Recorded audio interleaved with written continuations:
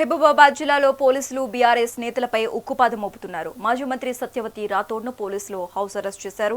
నేడు తొర్రూరులో బీఆర్ఎస్ చేపట్టనున్న ధర్నాకు పిలుపునిచ్చిన నేపథ్యంలో ఈ ముందస్తు చర్యలు తీసుకున్నారు. మరోవైపు కురవిలో కేసీఆర్ జన్మదిన వేడుకలకు వెళ్లేందుకు సిద్ధమైన సత్యవతి రాథోడ్ను పోలీసులు అనుమతించలేదు. వారి పుట్టినరోజును పెద్ద ఎత్తున ఇక్కడ సెలబ్రేట్ చేయాలని కొరివి వీరభద్రస్వామి భద్రకాళి అమ్మవార్ల సన్నిధిలో మేము పెద్ద ఎత్తున కార్యక్రమం నిర్వహించుకుంటున్నాం. అక్కడికి కూడా పోనీయకుండా అడ్డుకుంటున్నారు. మరి మేమేం దేశద్రోహులం కాదు, బందిపోట్లం కాదు, టెర్రరిస్టులం కాదు, లేకపోతే ఇక్కడి నుంచి పారిపోయే వాళ్ళం కాదు. మాకు రాజ్యాంగం పట్ల గౌరవం ఉంది, పోలీసుల పట్ల గౌరవం ఉంది. కానీ వాళ్ళు వాళ్ళ గౌరవాన్ని వాళ్ళు తగ్గించుకునే ప్రయత్నం చేస్తున్నారు.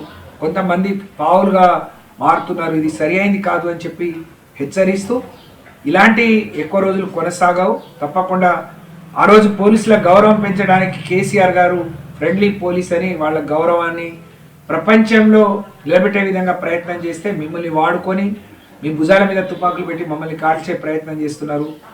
మరి రాజ్యాంగాన్ని తుంగలో తొక్కే ప్రయత్నం చేస్తున్నారు. ఎన్నికల నియమావళికి అపహాస్యం చేస్తున్నారు. ఇది సరైనది కాదు. తప్పకుండా ఇవాళ తొర్రూరు బీఆర్ఎస్ పార్టీ గెలుచుకోబోతుంది.